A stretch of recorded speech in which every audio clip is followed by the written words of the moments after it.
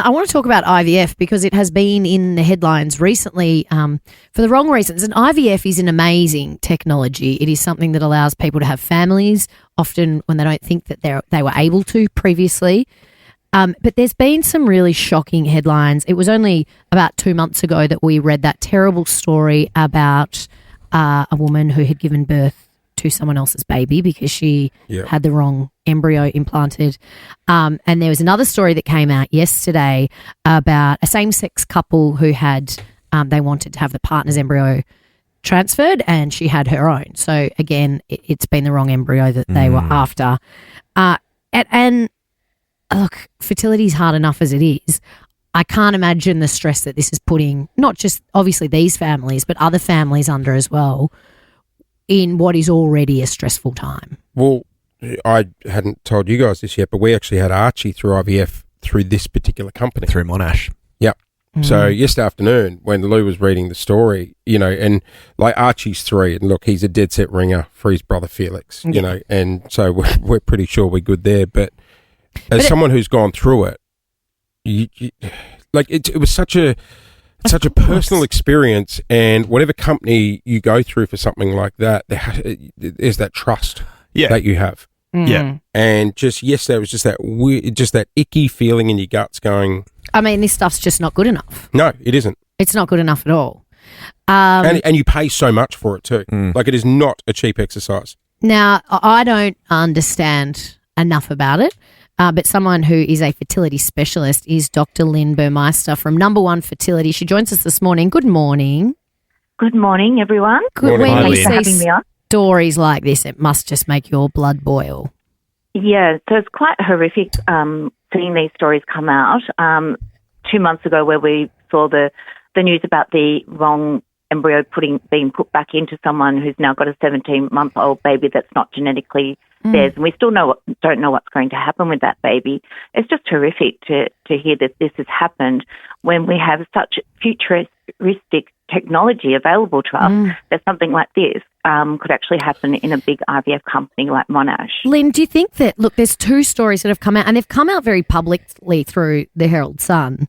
Yes. Do you think if these media investigations weren't happening, there would be other things we don't know about? Yeah, is it pretty common? Because it's frightening. No, these things aren't common. So we have to report to our regulators. So if something does happen and a mishap happens in the lab, then they have to be reported to RTAC. So they will become public knowledge. So this is the only incident that I've heard of or read about where the wrong embryos have been put in, and it's all by the same company. And I would say the processes must have broken down in that company for that to happen.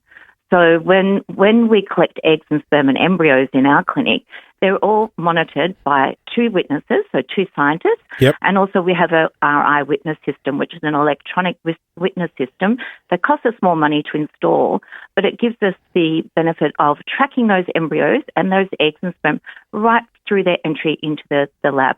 So they're sort of barcoded right through. So if a scientist accidentally gets the wrong sperm and tries to put it with a different egg, the alarm bells will ring and the scientists won't be able to. So should alarm bells be ringing right now? Should the regulator be stepping in? I think so. Yeah. Someone should be stepping in and seeing what their process is to allow these 2 incidences that have happened and why they have happened, and if there's any more there that might have happened that we don't know about and yet. as Lauren just said, this process, Lynn, can be just so anxiety inducing anyway for families.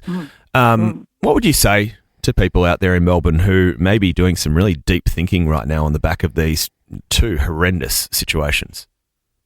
Yeah, I think it's mindful to note that these incidences are hopefully very rare. Hopefully we won't see them again.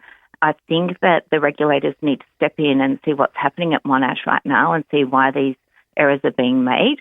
They are a publicly listed company, and then you've also got to think about profits over patients. So are they coming in to try and save money to make profits?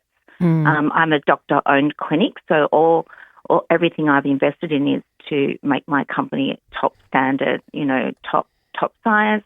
I've invested in all the latest and greatest equipment, and I've got backup systems to ensure that these things don't happen in my clinic. Well, Lynn, it can be overwhelming when families or people are looking to do IVF.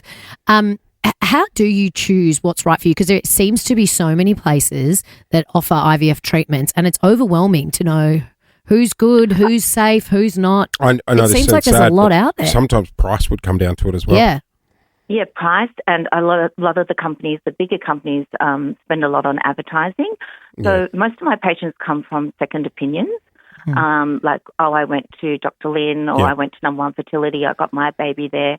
And so it's patients' trust. So they've had good experience with our company, so they'll recommend their friends. So I don't do a lot of advertising. I don't need to. It's word of mouth for my company, whereas a lot of the bigger corporate companies do a lot of advertising to attract their patients. Well, you've helped many of my friends have babies, Dr. Lynn, so thank you for that. You do an amazing job, and your team there are awesome. Thank you so much, and thanks for having me. No worries. We appreciate you jumping on this morning. It's overwhelming enough, right? And there would be a lot of people who have dealt with Monash IVF that would be feeling very We've still got embryos in the freezer there, and because we just. Not that we were planning to have other kids, but when we're going through it with Archie, just out of habit, but also I've got lots of friends who have frozen embryos that aren't sure if they'll use them, but they're just not willing to take them off ice. Yeah, but then part of me last night was like, and I'm not trying to be dramatic, but I'm like, I don't trust them sitting in that freezer at the moment. Like, can you transfer them to another fertility clinic? I believe you can. Yeah. But I don't know. It just made me think last night, I think we need to speed up that conversation about what we want to do with them. Because at the moment, I don't trust the current situation. Yeah. Yeah, well, there would be a lot of people possibly feeling the same, but hopefully this is investigated properly and dealt with accordingly, because it's just not. It's just not good enough. The regulator has some work to do because absolutely. This is a privately owned company. They need to be answerable. Yeah. Yeah, absolutely. Jason Lauren. Wake up feeling good. Follow them on the socials.